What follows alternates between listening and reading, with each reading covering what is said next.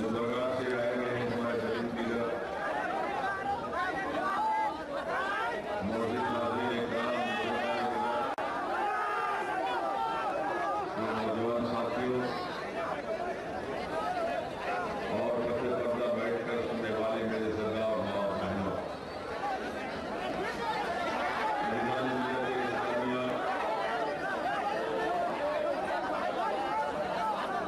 हमारे मुल्क की पार्लियामेंट ने हिंदुस्तान की 29वीं रियासत के क़याम के सिलसिले में कानून को पास किया और हमारे मुल्क की 29वीं रियासत तेलंगाना अनकरीब तश्कील पाएगी। कानूनन जो मराहिल जो पूरे मुकम्मल हो चुके, यकीनन ये उन लोगों के लिए एक तारीखी मौका है, खुशी का मौका है, जिन्होंने इस रियासत की तश्कील के लिए कोशिश की, जद्दोजहद की और इस सिलसिले में 600 से ज्यादा नौजवानों ने अपनी जान की कुर्बानी भी दी। और जो बात मजलिस इत्तेहादुल मुस्लिमीन जो कह रही थी, मजलिस इत्तेहादुल मुस्लिमीन ने क्या चीज का मुतालबा किया? मजलिस इत्तेहादुल मुस्लिमीन ने न सिर्फ आंध्र प्रदेश की असेंबली में जब मरकज ने उस बिल को भिजाया, उस पर अपनी राय और अपनी तजावीज को दिया, मगर जो तजावीज मजलिस इत्तेहादुल मुस्लिमीन ने दी उसको मरकज में कांग्रेस की हुकूमत ने कबूल नहीं किया, क्योंकि जो बिल ऐवान पार्लियामान में पेश किया गया उस बिल में कई कमजोरियां हैं। हमारा मानना यह है कि ये कमजोरियां मुस्तकबिल में जब एक नई रियासत तश्कील में आएगी तो यकीनन ये कमजोरियां यहां की आवाम को परेशान करेगी। मजलिस ने क्या मुतालबा किया जिसको कांग्रेस, टीआरएस और तेलुगु देशम ने उसकी तारीफ नहीं की? हम बीजेपी से न कभी तारीफ की उम्मीद किए थे न कभी करेंगे, मगर मजलिस इत्तेहादुल मुस्लिमीन ने क्या चीज का मुतालबा किया? मजलिस इत्तेहादुल मुस्लिमीन ने यह कहा कि आप इस बिल के जरिए एक अलहदा रियासत को तश्कील दे रहे हैं। हम इस बात को मानते हैं, मगर एक काम आप करने जा रहे हैं तो उसको सही तरीके से करिए। मजलिस ने इस बात का मुतालबा किया कि कैसे किसी रियासत का एक हिस्सा दूसरी रियासत का मुश्तरका दारुल हुकूमत का हिस्सा बनेगा। मजलिस ने इसकी शदीद मुखालिफत की। मजलिस ने इस बात को बताया हुकूमत के सामने और तमाम आवाम के सामने कि दुनिया में किसी भी मुल्क का अपना दारुल हुकूमत किसी दूसरे मुल्क के हिस्से में नहीं है। न हमारी रियासत में न हिंदुस्तान में किसी एक रियासत का दूसरी रियासत में उसका दारुल हुकूमत है। तो आखिर किस बुनियाद पर शहर हैदराबाद को तेलंगाना और आंध्र रियासत का मुश्तरका दारुल हुकूमत करार दिया गया? इसकी कहीं पर नजीर नहीं मिलती। ना ही हमारा आईन न हमारा दस्तूर इस बात की इजाजत देता है, मगर यह काम किया गया जो गलत है।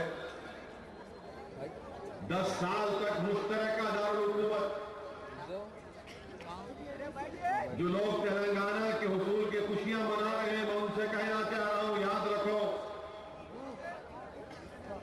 तेलंगाना में सिवाय हैदराबाद के कोई ऐसा चीज नहीं है जो तेलंगाना को रेवेन्यू पहुंचा सकती।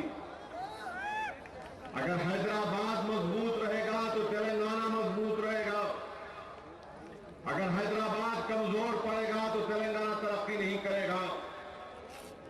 हम शुरू से जिस लक्ष्य का इजहार कर रहे थे कि याद रखो तुम किसी चीज को हासिल करने के बावजूद भी तुम सही काम नहीं कर सकोगे, हमारा वो शक हकीकत में तब्दील हो गया। 10 साल तक कौन हैदराबाद में कैसी तरक्की होगी? क्या तेलंगाना की हुकूमत कोई तरक्याती काम करवाएगी? और हैदराबाद की तरक्की पिछले 4-5 साल से ठप होकर रह गई। हैदराबाद से जो टैक्सेस मिलेंगे वो तेलंगाना की तरक्की में इस्तेमाल होंगे। मुश्तरका दारुल हुकूमत को कबूल किया गया। मजलिस इत्तेहादुल मुस्लिमीन ने पार्लियामेंट में खड़े होकर इसकी मुखालिफत की। स्पीकर से कहा कि इसको डिवीजन कराया जाए, मगर कोई खड़े होकर हमारे तरमीमात की तारीफ नहीं की। तरमीमात की तारीफ नहीं की, ठीक है, मगर अवाम की अदालत में जाकर तो बताया हमारा मकसद है। शहर हैदराबाद पुलिस कमिश्नर, साइबराबाद का पुलिस कमिश्नर का इलाका जो रंगारेड्डी जिले का भी एक बहुत बड़ा हिस्सा उसमें आता है। ये 2 इलाकों का लॉ एंड ऑर्डर तेलंगाना के चीफ मिनिस्टर के पास नहीं होगा। इन 2 इलाकों का लॉ एंड ऑर्डर मौजूद गवर्नर साहब के पास होगा। और कौन किसको गवर्नर बनाता है? मरकज में जिस किसी पार्टी की हुकूमत बनती है उस पार्टी का जो उनका वफादार आदमी होता है, जो उनका खरीद का आदमी होता है, उसको उठाकर गवर्नर बना दिया जाता है। क्या हम गवर्नर से उम्मीद कर सकते कि वो इंसाफ करेगा इस दोनों इलाकों के लोगों से? क्या हम गवर्नर से उम्मीद कर सकते कि अगर अक़लियतों पर जुल्म होगा तो उनसे इंसाफ होगा? और हिंदुस्तान का दस्तूर साफ और वाज़ेह तौर पर कहता है, आर्टिकल 246 कहता है कि लॉ एंड ऑर्डर एक रियासत का सब्जेक्ट है, वो रियासत के पास रहना चाहिए, मरकज का उससे कोई ताल्लुक नहीं है। मजलिस ने इस बात की मुखालिफत की कि लॉ एंड ऑर्डर गवर्नर के पास नहीं रह सकता। और ये कैसा निजाम बनाया गया कि तेलंगाना के 8.5 जिलों का लॉ एंड ऑर्डर तेलंगाना के चीफ मिनिस्टर के पास और 1.5 जिलों का लॉ एंड ऑर्डर गवर्नर के पास। ये कौन सी किस चीज की नजीर पैदा की गई, कहां से पैदा की गई? कोई हमको समझाओ कि किस बुनियाद पर हैदराबाद पुलिस कमिश्नर और साइबराबाद पुलिस कमिश्नर का इलाका गवर्नर को दिया गया। तो कांग्रेस वाले कहते कि हमको फेस सेविंग फार्मूला देना था सीमांध्रा लोगों के लिए। अरे फेस सेविंग फार्मूला की बात करने वालों, हिंदुस्तान का दस्तूर इस बात की इजाजत नहीं देता कि तुम एक रियासत का लाइनर अपने पास रखो। कल अगर मरकज में खुदा ना खास्ता फिरका परस्त हुकूमत इख्तिदार पर आएगी और वो लोग एक फिरका परस्त शख्स को यहां का गवर्नर बनाएंगे तो क्या गारंटी है हमारे सिक्योरिटी की, हमारे जानो माल की तहफ़्फ़ुज़ की? हर आदमी हैदराबाद को आकर काम करता, रोजगार तरक्की करना चाहता। कल अगर हमारे जानो माल को खतरा होगा तो कौन इसका जिम्मेदार होगा? कांग्रेस पार्टी को जानना चाहिए, मनमोहन सिंह साहब को जानना चाहिए कि मनमोहन सिंह साहब आप तो 10 साल के बाद मनमोहन बन जाएंगे। आप अपने घर में बैठकर आराम से मनमोहन लाल के गाने सुनेंगे। हम पर जब आफत आएगी क्या आप आएंगे हैदराबाद को? जब यहां पर जुल्म होगा,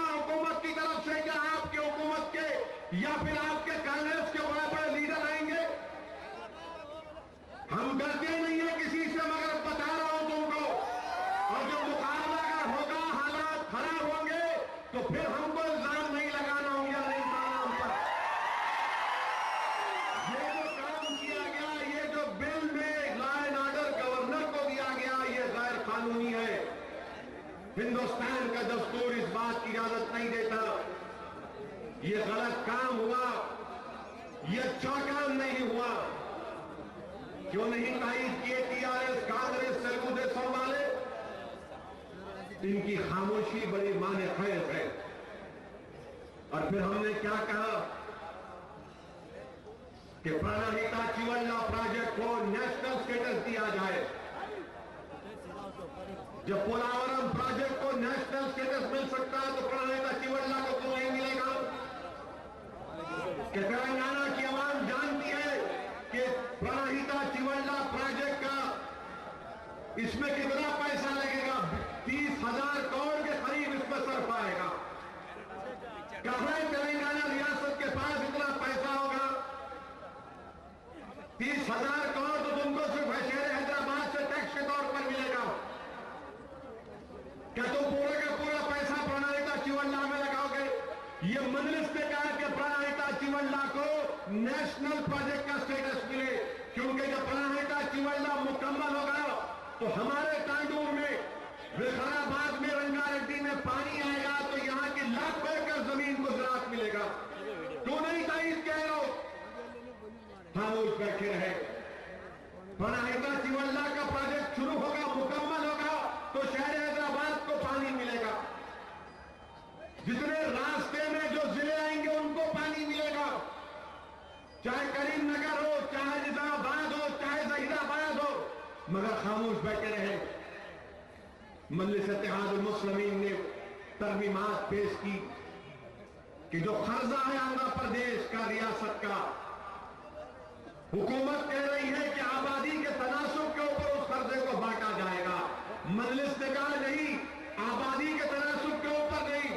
अगर किसी इलाके में कोई काम हुआ तो इस इलाका जिस हिस्से में है वहां पर उसको देखा जाए। हमारी तरमीम को कोई तारीफ नहीं किया।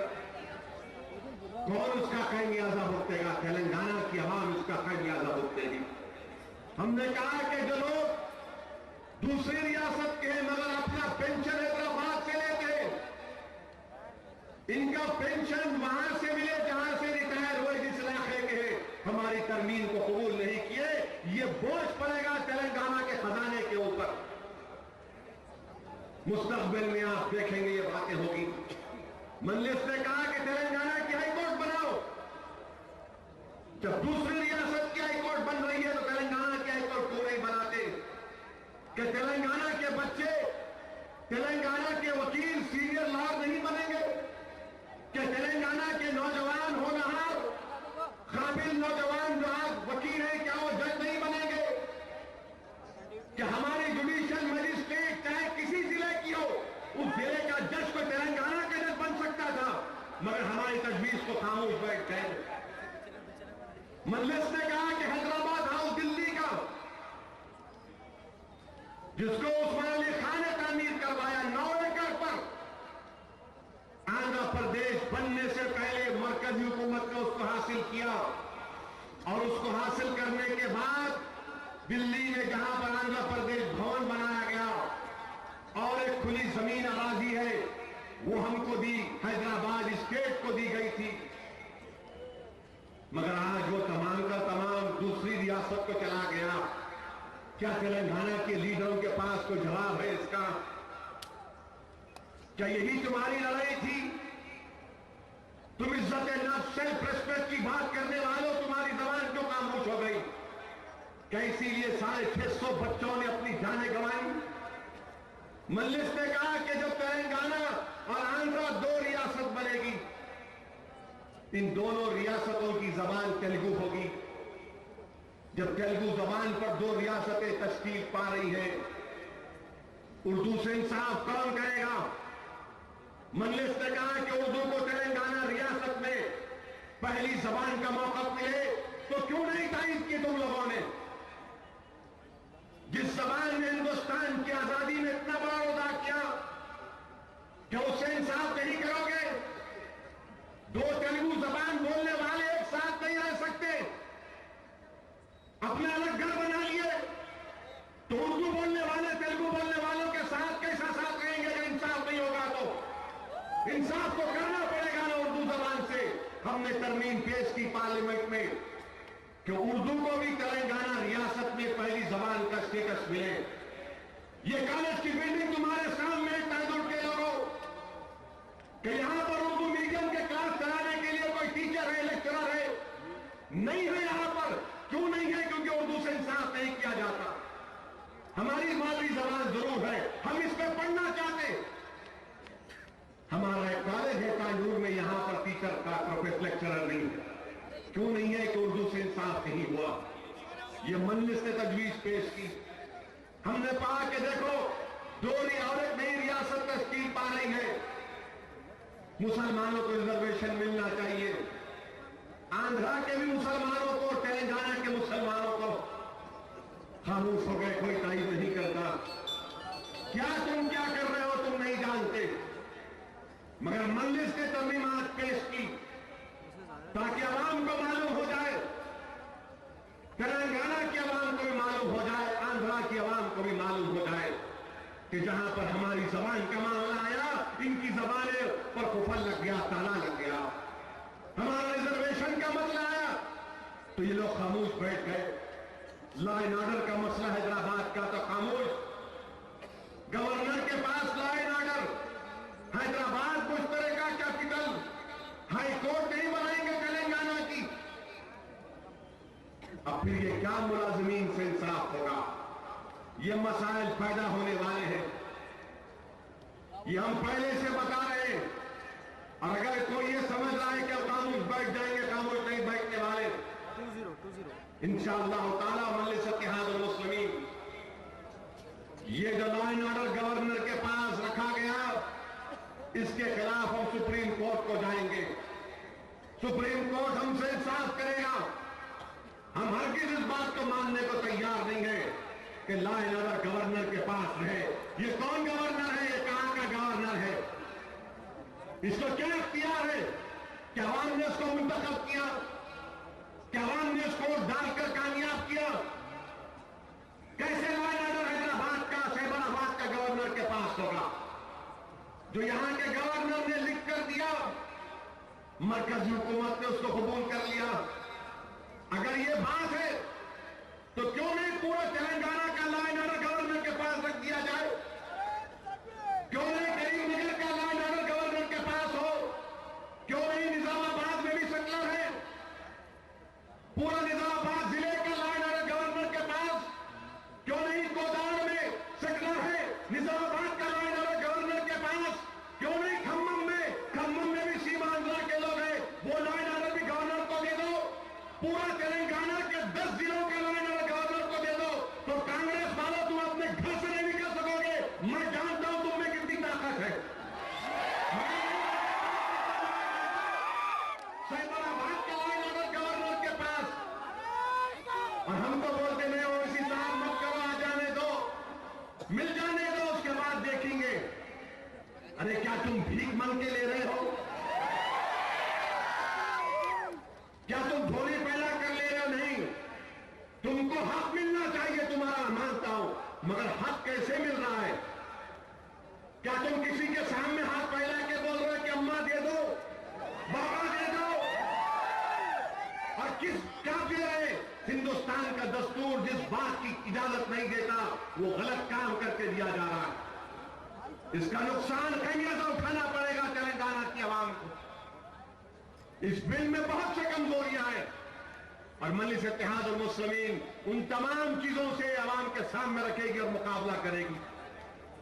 और यकीनन चाहे तेलंगाना हो या आंध्रा हो, हम दोनों रियासत में अपनी जमात को मजबूत करेंगे। मैं आंध्रा की आवाम से भी कहना चाह रहा हूं,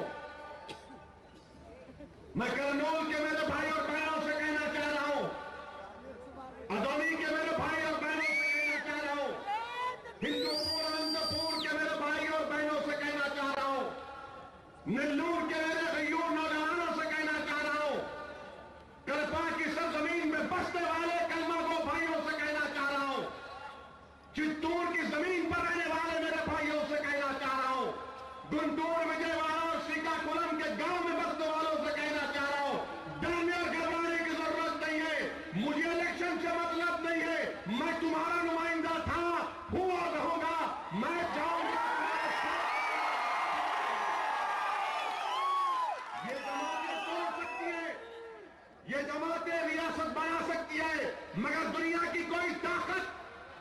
दुनिया की कोई ताकत तुम्हारे और मेरे रिश्ते को नहीं तोड़ सकती।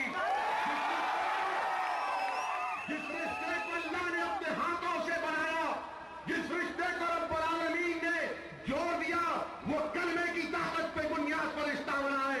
दुनिया की कोई ताकत इस रिश्ते को तोड़ नहीं सकती। जो तेलंगाना मेरे जो आंध्रा में हमारा भाई है, हम इनकी तारीफ करेंगे, इनके लिए लड़ेंगे, इंतखाबात में भी हिस्सा लेंगे। अगर कोई समझ रहा है कि हम आंध्रा को नहीं जाएंगे, गलत समझ रहा है। हम करनूल में लड़ेंगे इंशाअल्लाह ताला, नेल्लूर में लड़ेंगे। सुन लो वाईएसआर पार्टी के लोगों, हम नेल्लूर में लड़ेंगे, अदौनी में लड़ेंगे, करनूल में लड़ेंगे।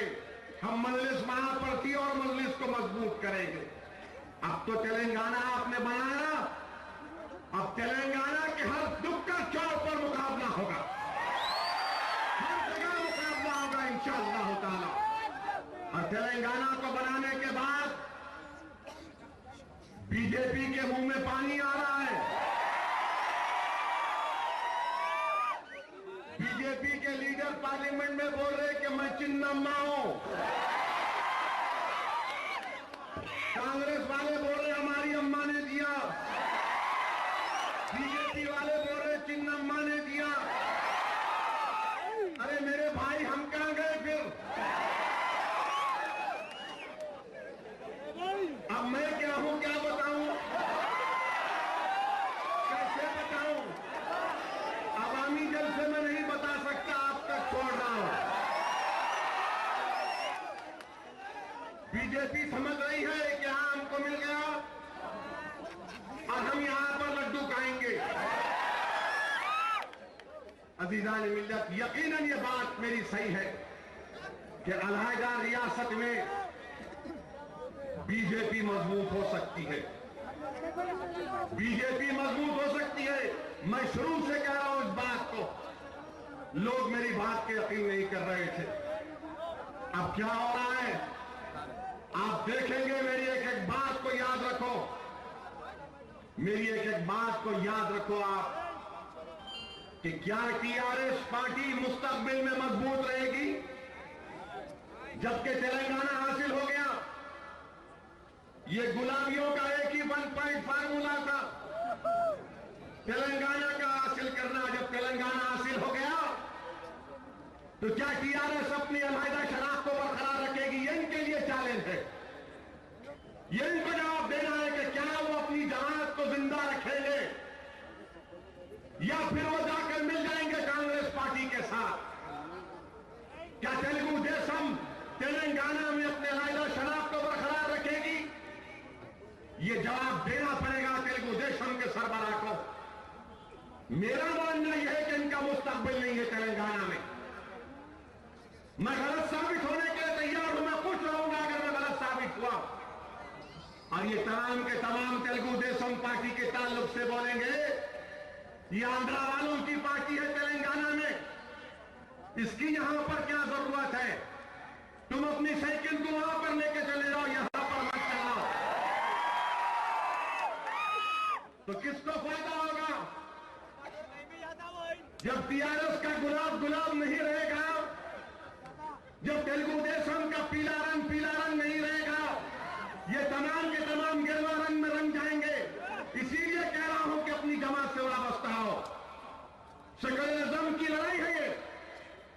तेलंगाना हासिल करना बड़ी बात नहीं है, तेलंगाना को सेकुलर रखना यह बहुत बड़ी बात है। तेलंगाना का हासिल करना एक बात है, मगर इस रियासत को सेकुलर रखना, इसकी तहजीब को सेकुलर रखना, यह सबके लिए चैलेंज है। मजलिस अपना ताउन देने के लिए तैयार है। मजलिस चाहती है कि इलाका तरक्की करे। जो उम्मीदें लोगों ने वाबस्ता की, उन उम्मीदों को पूरा किया जाए। जिन लोगों ने ख्वाब देखे इस रियासत के लिए, उस ख्वाब को पूरा होना चाहिए। मगर तरक्की और ख्वाब यकीनन पूरे उस वक्त हो सकते हैं जब इस रियासत को सेकुलर रखेंगे। बीजेपी क्या कर रही है अभी से? ये आरएसएस के लोग क्या कर रहे हैं? तेलंगाना को फिरकावारियत के रंग में डूब रहे हैं, रंग में रख रहे हैं। क्या बेखराबाद में हमारे एक ईसाई पादरी को नहीं मारा गया?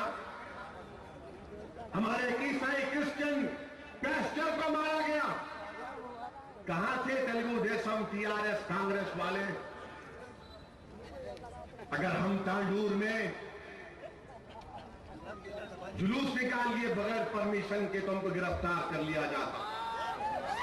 अगर हम झंडा लगाना चाहते तो हमको रोक दिया जाता। 11 बजे के बाद अगर दुकान खुली रखे तो बिठा कर लेकर चले जाते। 10 बजे कुछ हो गया तो हमको बिठा लिया। मगर विकाराबाद में मैडम एसपी हमारे क्रिश्चियन पेस्टर को संघ परिवार के ये जालिम लोग चाकुआ मार के उसकी जान ले लिए। आप क्या उनको 3rd डिग्री ट्रीटमेंट दिए? क्या आप उनको नंगा करके मारे? क्या आप आरएसएस के खाकी चड्डियां पहनने वाले वो हिजड़ों को तालू कर मारे?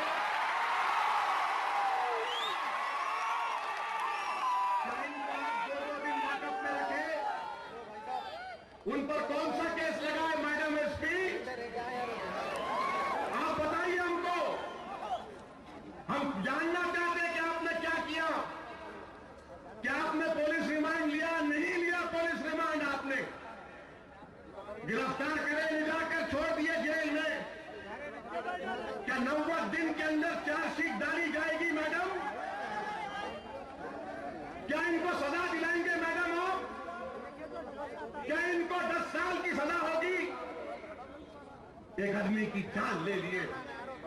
3 दिन तक मलकपेट के यशोदा हॉस्पिटल में वेंटिलेटर पर ही अपनी जिंदगी से लड़ रहा था। क्या कोई बंद बनाया यहां पर? क्या विकाराबाद बंद का ऐलान हुआ? क्या तांडूर बंद का ऐलान हुआ? क्या किसी ने कलेक्टर ऑफिस के सामने धरना दिया? क्या किसी ने एसपी के गाड़ी का घेराव किया? नहीं किया, क्योंकि मरने वाला अगर मुसलमान, मरने वाला ईसाई तो हमारी जान की कीमत नहीं।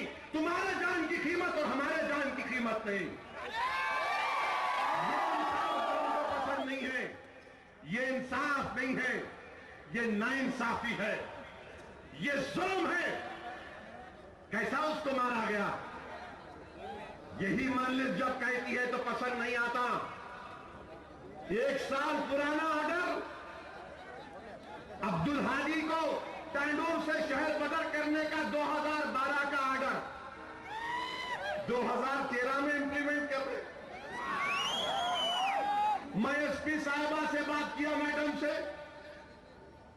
तो मैडम ने टेलीफोन पर मुझ पर कहा, एमपी साहब मैं 1 साल पुराना ऑर्डर है, आपको बताकर कोर्ट में स्टे ले लो। मुझे हैरत हुई, बड़ी हैरत हुई। हैरत इसलिए हुई कि गलती ये कर रहे हैं, बोल भी रहे हैं कि 2012 का ऑर्डर है, उसको 13 में अमलावरी हुई। मुझे बता भी रहे हैं कि जाके कोर्ट को स्टे लाओ। ये अजीब और गरीब मामला, ये कैसी पॉलिसिंग है? आपका ऑर्डर आप वापिस नहीं ले सकते। आप बोल नहीं सकते कि 1 साल पुराना ऑर्डर है, मगर नहीं, बाज वक्त बासी कड़ी को भी उबाल आ जाता। हमारा मामला आ गया तो 2012 का जिंदा हो गया। हमारा मामला आया तो 3 साल पुराना केस जिंदा हो गया। हमारा मामला आया तो सबके साथ खुल जाते। ये इंसाफ नहीं। 2012 का ऑर्डर और 13 में उस पर अमलावरी। ऐसा लगता है कि हम लोग ब्लैंक चेक लिख कर आ गए, तांडूर पुलिस को दे दिए। जब कभी आपको तकलीफ ही नाम डाल लो, फिल इन द ब्लैंक कर लो। ये क्या बात है? इंस्पेक्टर साहब एक बच्चे को मारे,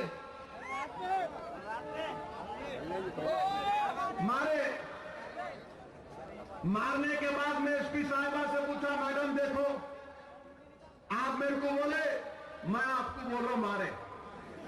बोले हाँ ये दूसरी हरकत करा उन्हें।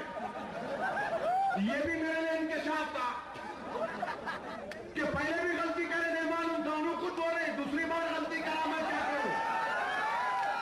मुझे मुझे अब तक बात समझ में नहीं आई कि एसपी अपनी बेबसी का इजहार कर रहे हैं। आप एसपी है, आपकी बात नहीं सुन रहा इंस्पेक्टर, ये कौन सी बात है? तो मैं आपकी बात कहीं को सुनूं?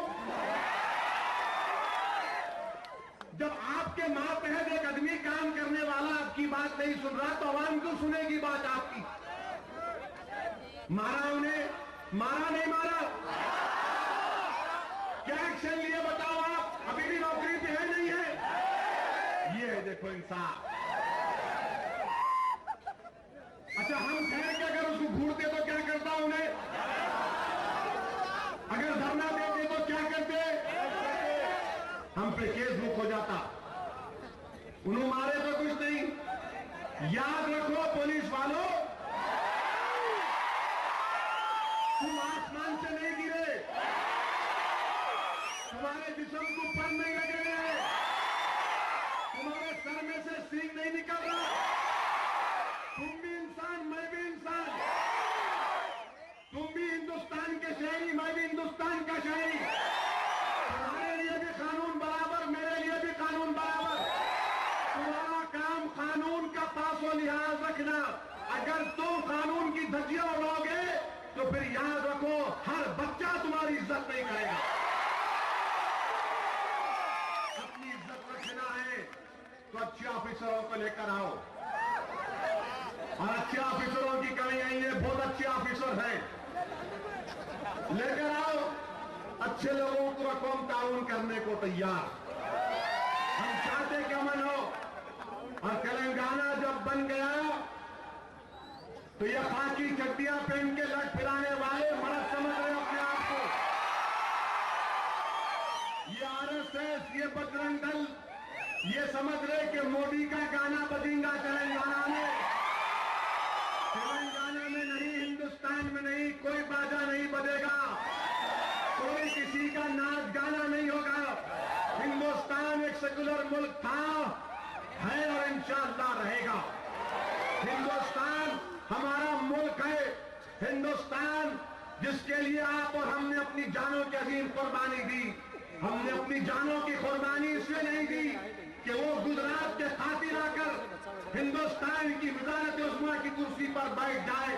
अरे जिस शख्स के जेर क़यादत 3,500 हिंदुस्तानियों का कत्लेआम अहमदाबाद और गुजरात में हुआ, क्या वो हिंदुस्तान का वज़ीर आज़म बन सकता है? ये हिंदुस्तान के लोग नहीं बन सकता। ये जा रहे, जहां कहीं भी जा रहे बोल रहे, मित्रों मित्रों, आसाम को गए तो आसाम में जाकर क्या कह दिया? सुनो हिंदुस्तान की आवाम, हमको इसलिए कर्नाटका में नहीं आने देते, हमको इसलिए बंबई को आने नहीं देते क्योंकि हम हक को बयान करते। हमारी जबान तुम्हारी गुलामी में नहीं खुलेगी। हमारी जबान खुलती है तो अल्लाह की हमद व सना को बयान करने के लिए।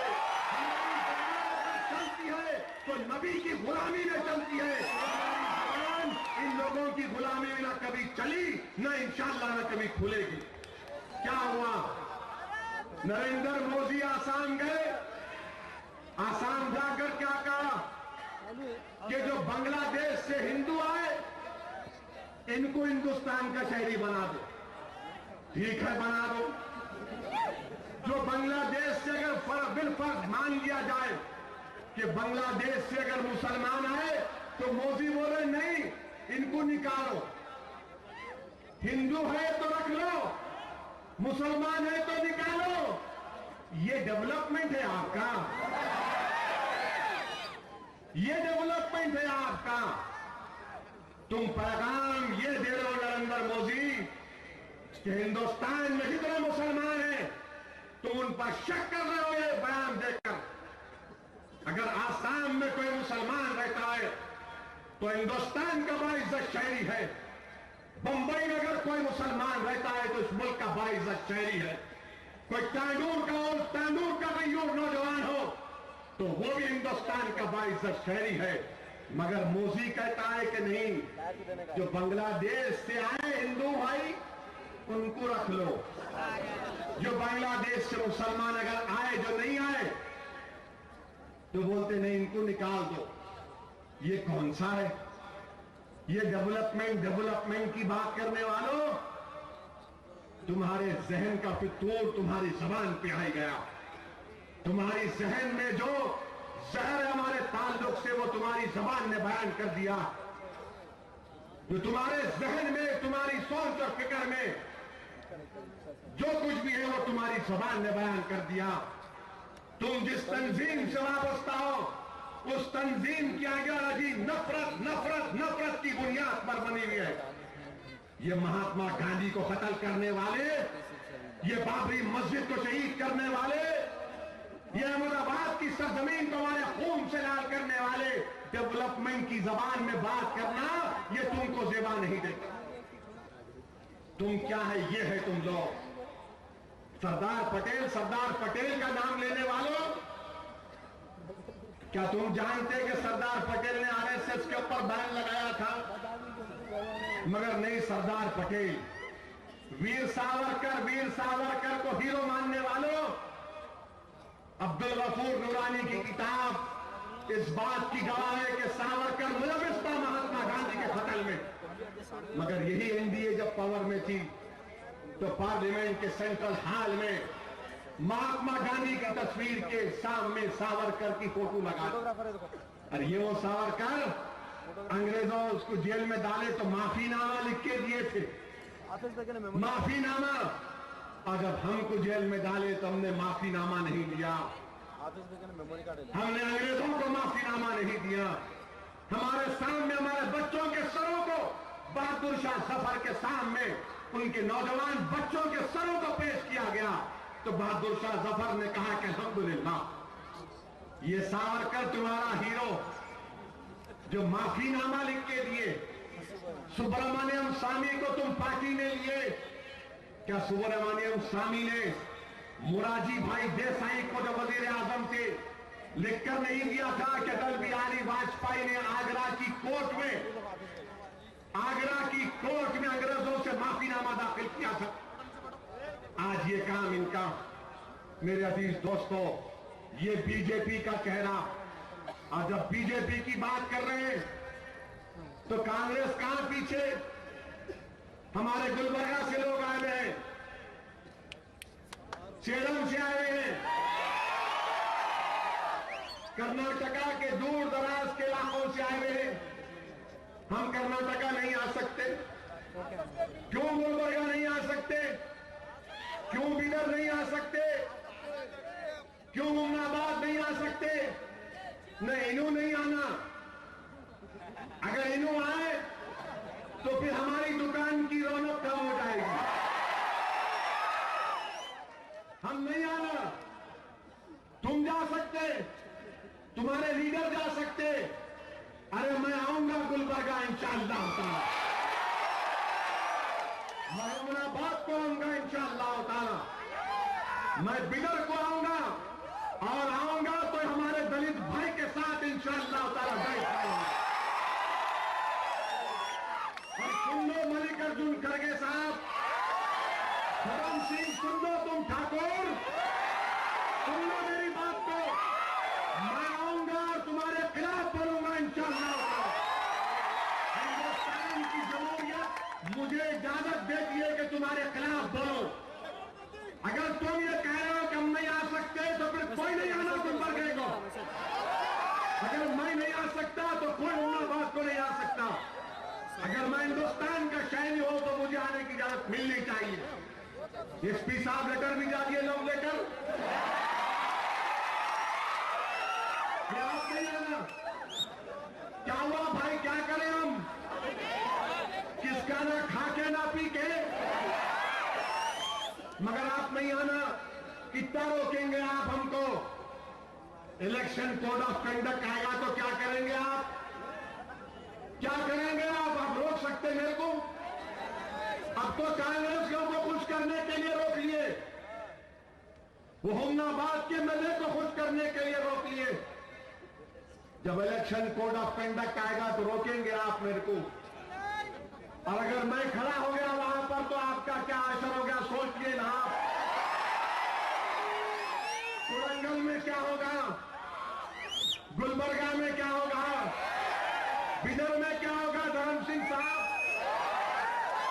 धर्म सिंह साहब, आप भी हैदराबाद का पानी पिए सोए, हम भी हैदराबाद के हैं, हम भी जानते हैं आपको, मगर ये गलत तरीका है। हम बंबई जाना चाहते तो नहीं आना, मोदी जा सकता है 3-3 मरतबा मुंबई को, वहां कांग्रेस की हुकूमत। ये कौन सा रिश्ता है महाराष्ट्र के चीफ मिनिस्टर का मोदी के साथ? ये कौन सी मोहब्बत है? उनसे मोहब्बत, हमसे नफरत, उनको गले लगाना और हमको जेल में डालना, ये इंसाफ है, ये सेकुलरिज्म है आपका। एक दिन के लिए परसों मुंबई गया था, एक दिन के लिए गया, 2 घंटे के लिए किसी को पुरसा देने गया, वहां से निकला तो पुलिस की गाड़ी आ गई, आके पूछे कहां जा रहे? वाला एयरपोर्ट ही जा रहा हूं भाई, मेरे को जलसा तो नहीं है, मेरा होगा इंशाअल्लाह ताला, कोर्ट में जाके डाला हूं केस, थाने में होगा जलसा इंशाअल्लाह ताला। वो जो एनसीपी का एमएलए जितेंद्र आवाज, तेरे को अवार्ड मैं दूंगा इलेक्शन में। शरद पवार 2 हफ्ते पहले बोले कि नहीं, मोदी के ऊपर कोई केस नहीं है। 2 हफ्ते के बाद शरद पवार साहब को याद आ गए मुसलमान, अब बोल रहे नहीं मोदी पे केसेस है, मोदी जिम्मेदार है, 2002 को नहीं भूल सकते। 2 हफ्ते पहले क्या हुआ था? 2 हफ्ते के बाद मालूम हुआ जमीन खिसक गई, जमीन कमजोर पड़ गई। महाराष्ट्र का मुसलमान अब कांग्रेस एनसीपी पर भरोसा नहीं करता। महाराष्ट्र का मुसलमान एक मुतबादिल चाह रहा है, जो मजलिस इत्तेहादुल मुस्लिमीन के रूप में सामने आ रहा है। और अगर कांग्रेस के लोग समझ रहे कि सिद्धारामैया कर्नाटक में इनको फायदा पहुंचाएगा, खुशफहमी का शिकार मत रहो, खुशफहमी का शिकार मत रहो। और तुम्हारे पास कांग्रेसियों, तुम्हारे पास कोई पेटेंट नहीं है, बीजेपी को हम नहीं रोक सकते। हर कांग्रेसी बोरा ने हमारे सिवा कौन है आपके पास? मजलिस है, बहुत से लोग हैं। अरे आप में और उनमें क्या फर्क है मुझे बताओ, क्या फर्क है उनमें? वो भी रोकते हमको, तुम भी रोकते हमको। ये दोनों मगर बात करते हैं, जैसा लगता है कि दोनों की मैच फिक्सिंग चल रही। और अफसोस होता है अज़ीज़ान मिल्लत, जब लोग मुकेश अंबानी का नाम लेके बोलते, मोदी से सवाल करते कि $4 की गैस आप $8 में कैसे बेच रहे? कोई ये क्यों नहीं पूछता मुकेश अंबानी से कि बंबई में जो तूने महल तामीर किया, क्या वो मुसलमानों के यतीम खाने पर तामीर नहीं हुआ? क्या वो वक्त की जायदाद पर मुकेश अंबानी ने अपना महल तामीर नहीं किया? पार्लियामेंट में जब वक्त का बिल आया तो शिवसेना का एमपी औरंगाबाद का, वो मुकम्मल फाज में कहा, मैंने कहा नाम बोलो उसका, तो औरंगाबाद के फाजिल एमपी ने कहा कि तुम बोलना, मैं बोलता हूं, उसका भी नाम लेता हूं, उसके बाप का भी नाम लेता हूं। देखो आप, पार्लियामेंट की तकरीर यूट्यूब पर है। मैंने कहा कि यह मुकेश अंबानी जिसने अपना 14 मंजिला महल बनाया, वो मुसलमानों के यतीम खाने पर बनाया। क्या कांग्रेसियों तुम्हारी जबानों को कुफल लग चुका था, या फेविकॉल लगा दिया था मुकेश अंबानी ने तुम्हारे जबानों पर? आज ये लोग गैस की बात करने वालों, $4 $8 गैस, ये गैस की बात तो करो, मगर उसके घर की भी तो बात करो। क्यों डरते तुम? मगर बात नहीं करते, गैस की बात करते। ऐसा लगता कि इनको गैस की जरूरत है। अब वो क्या जरूरत है मेरे को नहीं मालूम, हमारे को गैस की जरूरत नहीं है। कोई गैस, कहां की गैस? सिलेंडर दो बोल तो कांग्रेस ने देते ही नहीं। अरे 2000 उसके ऊपर गैस का सिलेंडर दो तो वो भी नहीं देते, राशन कार्ड नहीं देते, पूरा का पूरा घर को लिख जा रहे। कहां है गैस का सिलेंडर, कहां है आदर्श का कार्ड, वो कहां है तुम्हारे स्कीमें, सब चले गए, खत्म हो गया। अब बोल रहे नहीं, अब आ गया ना तेलंगाना, अब तेलंगाना आ गया तो ये गाना गाना, दूसरा कोई गाना नहीं गाना। अजीब और गरीब बात इन लोगों की। अजीजान मिल्लत इस्लामिया, आने वाला पार्लियामेंट और असेंबली का इलेक्शन हमारे लिए, हमारे इत्तेहाद का एक इम्तिहान है और हमको और आपको मिलकर इनसे मुकाबला करना है। यकीन है अगर हम मुत्तहिद रहेंगे तो हम बीजेपी को शिकस्त देंगे। मैं तो यही कहना चाहूंगा हमारे चंद्रबाबू नायडू साहब से, नायडू साहब साइकिल पे बीजेपी को रखो, बिठाओ, साइकिल पे मत बिठाओ, अकेले चलाओ, हो सकता है कि तुमको कुछ फायदा हो जाए। अगर तुम बिठाए मोदी को तो याद रखो मोदी भी गिरेगा, तुम्हारी साइकिल भी चिकना चूर हो जाएगी। तुम जिस मोदी के बारे में भले पुष्पैवी का शिकार थे, नहीं उन्हें रोक तो बोला मेरे को, नायडू बोल रहे थे कि रोक देंगे, नहीं होगा नहीं होगा। इन्होंने क्या किए नायडू साहब, चिन्नम्मा बोल दिया उन्होंने, आपको अन्ना अन्ना बोल के डुबा दिए, आपको अन्ना अन्ना बोले उनको चिन्नम्मा निकल के। नायडू साहब रुक जाओ, वरना तुम्हारा कोई मुस्तकबिल नहीं है। अगर तुम बीजेपी के साथ गए तेलंगाना में तो तुम जीरो हो गए, समझो इंशाअल्लाह तुम जीरो हो जाएंगे।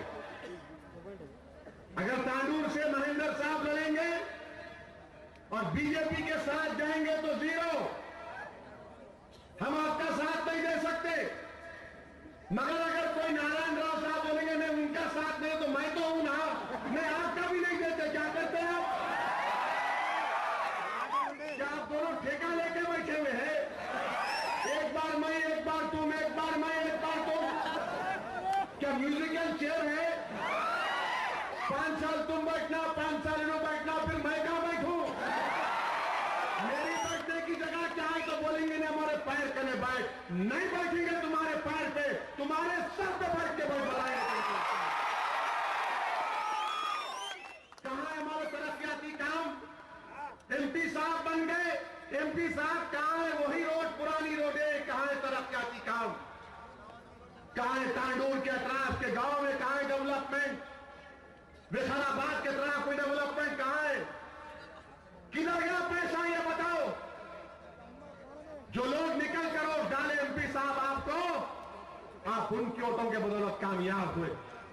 कांग्रेस में तो अब कोई चेहरा ही नहीं बचा, कोई लीडर नहीं है कांग्रेस में। फिर भी एक जमाने में इंदिरा रेड्डी थे, उन्होंने भी नहीं है, कोई नहीं है। अब उनका बच्चा आ रहा है, देखना बच्चा क्या करता है। कांग्रेस समझ रही है कि तेलंगाना के नाम पे हो जाएगा, नहीं। सेकुलरिज्म एक सबसे बड़ा मसला है, हमारी जान माल का तहफ़्फ़ुज़ एक सबसे बड़ा मसला है।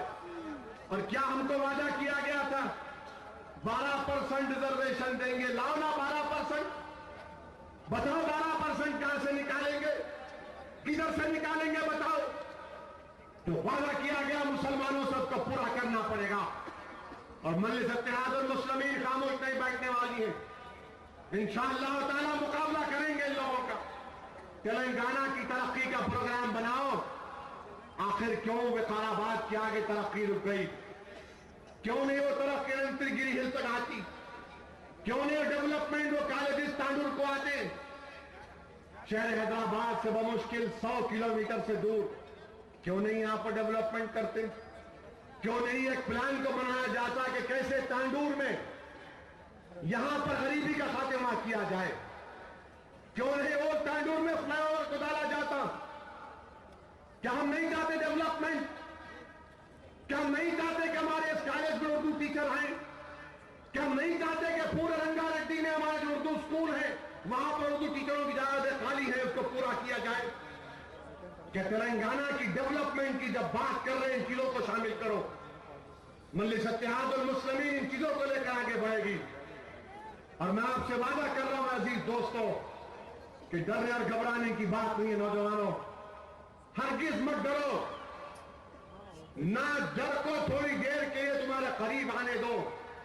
याद रखो, हम सिर्फ अल्लाह से डरने वाले कौम हैं। हम सिर्फ अल्लाह से डरने वाले हैं। याद रखो, हमारा ईमान क्या है कि हम सिर्फ अल्लाह से डरते। हमारा ईमान क्या है कि हम अल्लाह से भीख मांगते, मगैरों से नहीं मांगते। हम अल्लाह से मांगेंगे, अल्लाह हमको देने वाला है। तुम पर कोई आंच नहीं आएगी इंशाअल्लाह ताला। हर वक्त में मजलिस तुम्हारे साथ थी और रहेगी।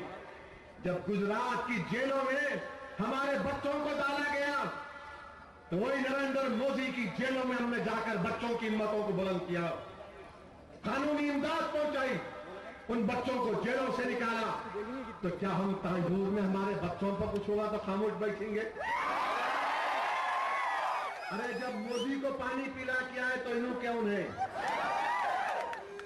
आपको डरने और घबराने की जरूरत नहीं है। जमात से वाबस्ता रहिए। याद रखिए, अलहदा तेलंगाना में पहले से ज्यादा जरूरत है अपनी जमात को मुस्तहकम करना, अपनी जमात को मजबूत करना। अगर आप अपनी जमात को मजबूत मुस्तहकम नहीं करेंगे तो नुकसान हमारा होने वाला। सब जमातों की जिम्मेदारियां, टीआरएस में वेलमा आबाद खुश है, कांग्रेस में रेड्डी आबाद खुश है, तेलुगु देशम में कम्मा है खुश है। अरे किसी की पार्टी नहीं है तो ईसाइयों की नहीं है। अब ईसाई लोग भी क्रिश्चियन पार्टी बना ली, अच्छा किए। दलितों को भी बनाना चाहिए, दलितों को भी अपनी पार्टी बनाना चाहिए।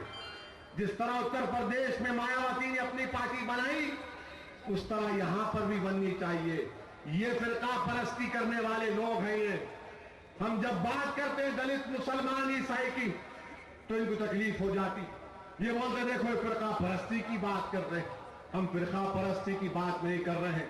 हम ये कह रहे हैं कि दस्तूर ने हमको जो हक दिया वो हक हमको मिले। जो खूब हमसे वादे किए मिलने चाहिए। क्यों नहीं हिंदुस्तान में दलित और मुसलमान को, ईसाइयों को और मुसलमानों को दलित स्टेटस क्यों नहीं मिलता? क्यों नहीं मिलता? तो आरएसएस वाले बोलते नहीं, कैसा मिलना? मजहब के नाम पे नहीं मिल सकता। अच्छा, मजहब के नाम पे नहीं मिल सकता तो फिर हिंदू कैसा दलित होता? बुद्धिस्ट कैसा दलित होता? बौद्ध मजहब का कैसा होता? ये मजहब के ऊपर नहीं है। तो आरएसएस वालों के पास कोई जवाब नहीं। खाली एक ही बात, अकबरुद्दीन अवैसी की तकरीर थी, ऐसा बोले, ऐसा बोले। अरे बोले नहीं बोले, कोर्ट फैसला करेगा ना। तुमको कहीं को मिर्ची लग रही? अगर तकलीफ है तो कहीं को सुनते जाके मत सुनो। हर टीवी प्रोग्राम पे जाता हूं, हर टीवी प्रोग्राम के उस जो प्रोग्राम चलाते उनको बड़ा शौक, मेरे को देखते कि शुरू हो जाते। आपके भाई ने ऐसा कहा, मेरा मैं बोल रहा हूं, बोले नहीं बोले कोर्ट फैसला करेंगे। अरे कोई भी टीवी प्रोग्राम पे मैं चलेगा नहीं, आपके बोलो अकबर ऐसा बोले। अरे बोले तो कोर्ट करेंगे ना, तुम कोर्ट है क्या? नहीं 15 मिनट बोले, अरे 15 मिनट बोले, 10 मिनट बोले, मेरे को क्या मालूम कोर्ट देखेगा। आप अपने 15 मिनट कहीं को खराब कर रहे। मगर तांडूर के नौजवानों, जब असेंबली और पार्लियामेंट का इलेक्शन होगा तो polling 15 minute 15 minute 15 minute 15 minute क्यों ना खाली 100% पोलिंग होना। हर 15 मिनट में 100 वोट, हर 15 मिनट में 100 वोट, हर 15 मिनट में 100 वोट। ये 15 मिनट बोलने वालों को मालूम हो जाना कि 15 मिनट की बात क्या थी, पोलिंग परसेंटेज बढ़ाने की थी। अब ये संघ परिवार के लोग क्या बोल रहे? अशोक सिंघल बोल रहे नहीं, हिंदुओं को अपील कर रहे हो, 5-5 बच्चे पैदा करो आप। ये आप हमारे हिंदू भाइयों से पूछना चाह रहा हूं, ये अच्छी बात है क्या? बोलो आप आपको सोच लो अच्छी बात है क्या ये? आपको बोल रहे 5 बच्चे पैदा करो, मेरे को नहीं बोल रहे, क्यों नहीं बोल रहे? ये तो इंसाफ नहीं है ना। इंसाफ सेकुलरिज्म थे कि आपको 5 तो मेरे को भी 5। मसावत, इक्वालिटी, जस्टिस नहीं, आप 5 पैदा करना, हम नहीं पैदा करना। अरे ये क्या बात है? 5 उन्हों पैदा करना, नहीं पैदा करें तो कहते मुसलमान आगे बढ़ जाएंगे। गलत है ये। मैथमेटिक्स में कमजोर है संघ परिवार वाले बेचारे, इनको साइंस मैथ से मतलब नहीं है। 2011 का सेंसस देखो आप, हमारी आबादी का, आपकी आबादी का, हम 15%, आप 80%, आप 79% आप हैं। उसमें अगर दलित को निकाल दिए, कबाइल को निकाल दिए, तो आप 60% पे आते। आप 60% लोगों से बोल रहे 5 पैदा करो। अच्छा ठीक है, सही कहा आपने। मेरे को ये तो बताओ कि आरएसएस वाले शादी नहीं करते, क्यों नहीं करते भाई? आप करो ना पहले, आप करके दिखाओ। आप बोलो ना ये 1 2 3 4 5 कहां करके दिखाओ? आरएसएस वाला number 1, number 2, number 3, number 4, number 5। हम नहीं बताते आपको, हम 6 से शुरू करेंगे। 6 7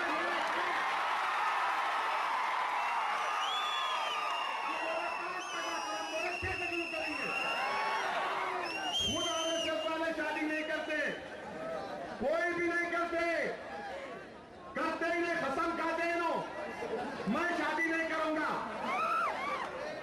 आप नहीं करते, दूसरों को बोल रहे, और हमारे को बोलते हम बच्चे पैदा कर रहे हैं, हमारे इतने बीरा नहीं है भाई, है कि बीवी बहुत परेशानी। हमारा दीन हमको क्या बोला? हमारा दीन हमसे क्या बोला? इंसाफ करो। हम अपने आप से इंसाफ नहीं कर सकते, किसी और से करेंगे। हमारे घर में कौन बादशाह है किसको भी नहीं मालूम, सबको मालूम। अकेले मैं नहीं कर रहा हूं यहां पर, इनको नहीं मालूम होगा, इनको करता ही नहीं ना। इनको शादी नहीं करते आरएसएस वाले। अच्छा इन्हों अशोक सिंघल हमारा बोल रहे, मोदी को भी बोलो ना भैया, उनको कितने बच्चे बताओ आप? कल पूरे अखबार लिखेंगे, टीवी में दिखाएंगे, असदुद्दीन ओवैसी ने गैर पार्लिमानी बात कर दी। खामखा ये बात तुम मोदी तक लेके चले गए। उन्होंने बोले तो सही, हम क्या सुनते बैठना इनकी खबरदारी को? हमारा बोलना जबान नहीं है अशोक सिंघल, तुम शेर, तुम सवा शेर। इन्होंने बोल रहे 5 पैदा करो, 5 अलग कहीं को पैदा करते, 10 पैदा करो। अच्छा उसको भी तो बोलो ना बाबा, मित्रों को बोलो, उनको भी तो बोलना, ये भी मेरे भाइयों बहनों। उनको नहीं बोलते, हमको हमारा डर दिखा रहे। मैं हमारे हिंदू भाइयों से बोलना चाह रहा हूं, ये झूठ है, इसमें कोई हकीकत नहीं है। 2011 की आदाद-ओ-शुमार ये बता रहे कि मुसलमानों का पॉपुलेशन ग्रोथ इतना बड़ा नहीं है, बल्कि कम हुआ है। हमको भी इस मुल्क से मोहब्बत है, हम भी इस मुल्क में अपने बच्चों को तालीम याफ्ता बनाना चाहते, मगर ये डराना, ये झूठे गंदे बातें करना, ये बंद करो आरएसएस वालों। ये चलने वाला बाजा नहीं है, अब खुद के पास बाजा नहीं है, दूसरों को बोल रहे, खुद बारात लेकर नहीं निकलते, सारी दुनिया को तबलीग कर रहे हैं आप। 5 पैदा करना, नहीं तो वो आगे बढ़ जाएंगे। नहीं बढ़ते हम आगे, हम हिंदुस्तान को आगे बढ़ाना चाह रहे, हम अपनी आबादी को नहीं बढ़ाना चाह रहे, हम मुल्क को आगे लेके जाना चाह रहे, हम मुल्क को मजबूत करना चाह रहे।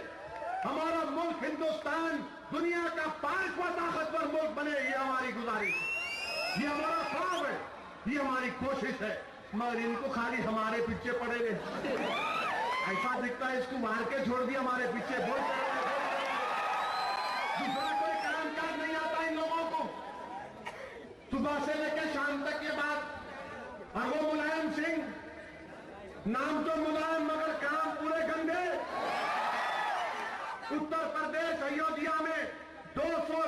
फासले पर जिस जगह पर बाबरी मस्जिद को शहीद किया गया था, उस 200 गज के फासले के ऊपर तांडूर के कईयों नौजवानों, सुनो, अयोध्या से तुमको आवाज आ रही है कि अयोध्या के मुट्ठी पर कलमा गो भाई तुमसे पुकार कर कह रहे हैं कि हम अपनी वो मस्जिदों की तामीर कर रहे थे जो पुराने हो चुके थे, तो मुलायम सिंह की गवर्नमेंट उन मस्जिद की तामीर को रुका दी। जो मस्जिद की दीवार बहुत सीधा हो गई थी, उसकी तामीर कर रहे थे। तो मैं मुलायम सिंह, ये अपने आप को बड़ा मसीहा कहने वाला, अच्छा किया अलीगढ़ के नौजवानों ने कि आने नहीं दिया अलीगढ़ के अंदर। मैं सलाम करता हूं अलीगढ़ के नौजवानों को, हर जगह आने मत दो मुलायम सिंह को। हम आजमगढ़ जा रहे थे तो वहां नहीं आए, परमिशन मिल गया ग्राउंड का, तो ग्राउंड में पूरी ग्राउंड को खोद दिया रातों रात। इतना खौफ मुलायम सिंह को हमारे से, इन आएंगे तो परेशानी में इजाफा हो जाएगा। अरे तुम जहां जहां हमको रोकोगे हम जाएंगे वहां पर। क्या करोगे तुम जान ही नहीं सकते ना, मेरी ले लो, कुछ नहीं कर सकते तुम हमारा। हम जाएंगे, जीत हार अल्लाह के हाथ में, मगर मेरा काम यह है कि वो जो नौजवान आजमगढ़ का, वो जो नौजवान नीरज का, वो जो नौजवान लखनऊ में उम्मीद लगा कर देख रहा है कि कोई तो हम पे नाइंसाफी की आवाज उठाने वाला तो कोई पैदा हो जाए, वो मजलिस उनके ख्वाबों को पूरा करेगी इंशाअल्लाह। और वो मुलायम सिंह के पास उनके एक मुस्लिम मिनिस्टर है, मोअज़्ज़िज़ मोहतरम जनाब आजम खान। इनकी 7 भैंस भाग गई, इन अपने भैंसों को कंट्रोल नहीं कर सके, तो आजम खान बोले मेरी भैंस मलेका विक्टोरिया से ज्यादा मशहूर है। अच्छा, तो आइंदा इलेक्शन में आजम खान साहब आप क्या करना, भैंस को लेके निकलना, इसको वोट दो, मेरे को नहीं, भैंस को वोट दो। इनकी भैंस भाग गई तो एसपी रामपुर की एसपी भागी रोड पे। ये क्या है भाई, ये 7 भैंस के पीछे एसपी, मां भी एसपी साहिबा, मां भी मैडम है, या भी मैडम, मां भी मैडम। मैं गलत उससे नहीं बोल रहा, एसपी साहिबा हमारी बहन है, हम इनको बहन कैसा देखते। रामपुर के एसपी साहबा टीवी पे दिखा रहे, भाग रहे। अरे क्या हुआ, मैं टीवी पे देखा पुलिस वाले भाग रहे थे, तो बोला क्या हुआ, क्या कुछ हुआ, क्या पटाखा फूटा, क्या हुआ, बाद में की बोले ने भैंसों को ढूंढने जा रहे। मुलायम सिंह, मां आजम खान, मुजफ्फरनगर में 100 हमारी बहनों की इज्जत लूटी गई तो पुलिस नहीं भागी। और जब मैंने अपनी तकरीर में कहा था कि हमारी बहनों की इज्जत लुटी तो तुमको फिक्र नहीं, और जब मैंने तुम्हारी बहन और बीवी की बात की तो तुमको बड़ी तकलीफ हुई। एक भैंस के पीछे एसपी भाग रहे हैं मुसलमानों, हिंदुस्तान के मुसलमानों, मैं तुमसे कह रहा हूं, यह तुम्हारी इज्जत है कि तुम्हारी बहनों की इज्जत लूटी गई।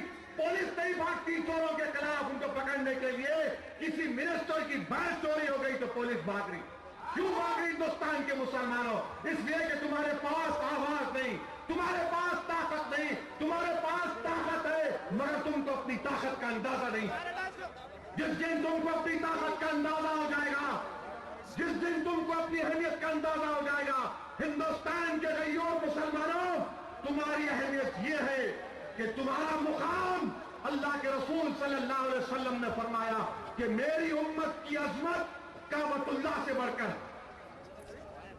आका ने फरमाया कि मेरी उम्मत की अजमत काबतुल्लाह से बढ़कर, और तुम्हारा हाल हमारा हाल ये हो गया।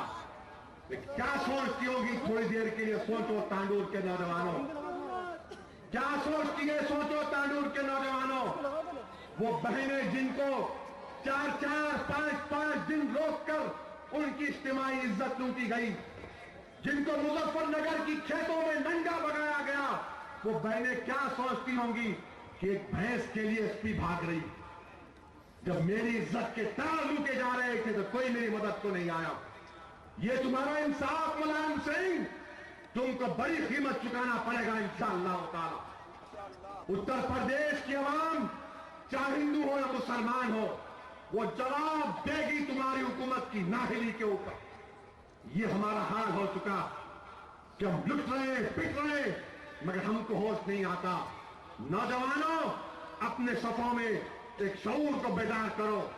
उठो हिंदुस्तान के नौजवानों, मैं तैनूर की गय्यूर सरजमीन से हिंदुस्तान के गय्यूर नौजवानों को आवाज दे रहा हूं कि जहां तक मेरी आवाज तुम तक पहुंचती है, मैं तुमसे गुजारिश कर रहा हूं, मुखलिसाना अपील कर रहा हूं, इस मुल्क को बचाना है, इस मुल्क को सेकुलर रखना है।